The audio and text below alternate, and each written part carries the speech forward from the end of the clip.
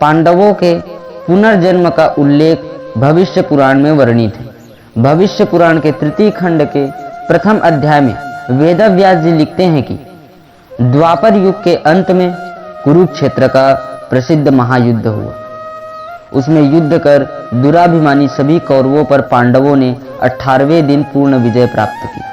अंतिम दिन भगवान श्री कृष्ण ने काल की गति को जानकर भगवान शंकर का मन से प्रार्थना की और कहा कि हे भगवान, आप मेरे भक्त पांडवों की रक्षा कीजिए। इस स्तुति को सुनकर भगवान शंकर ने पांडवों की शिविर की रक्षा के लिए वहां आ गए।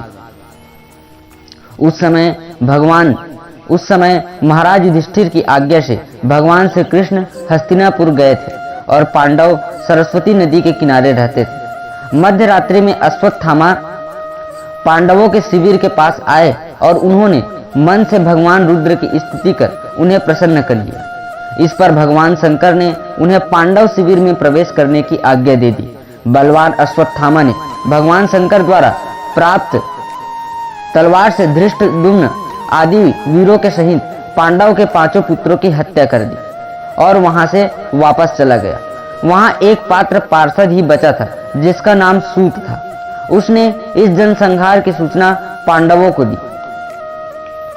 भीम आदि पांडवों ने इसे शिव जी का कृत्य समझा और वे क्रोध से तिलमिला गए और अपने आयुधों से देवादिदेव शंकर से युद्ध करने लगे। भीम आदि द्वारा प्रयुक्त अस्त्र शस्त्र शिव जी के शरीर में समाहित होते चले गए। इसके बाद भगवान शिव ने कहा कि तुम कृष्ण के उपासक हो, अतः हमारे द्वारा तुम लोग रक्षित हो, अन्यथा तुम लोग वध के योग्य थे। इस अपराध का फल तुम्हें कलयुग में जन्म लेकर भोगना पड़ेगा।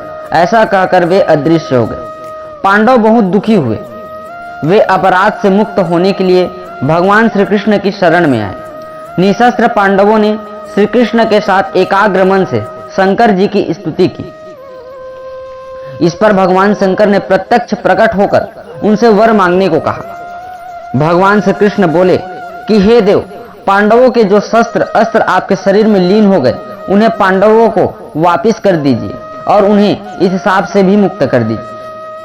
शंकर जी ने कहा, श्री कृष्णचंद्र, मैं आपको प्रणाम करता हूँ। उस समय मैं आपकी माया से मोहित हो गया था। उस माया के अधीन होकर मैंने यह शाप दे दिया। यद्यपि मेरा वचन तो मिथ्या नहीं होगा।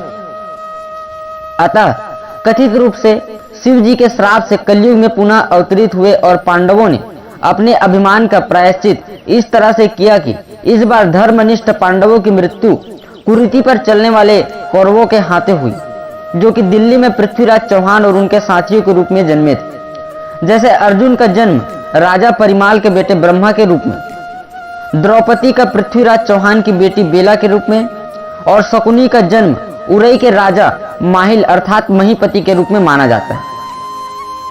नकुल और सहदेव क्रमशः आल्हा के चचेरे भाई मलखान और कन्नौज के राजा जयचंद के भतीजे लाखन के रूप में अवतरित माना जाता है।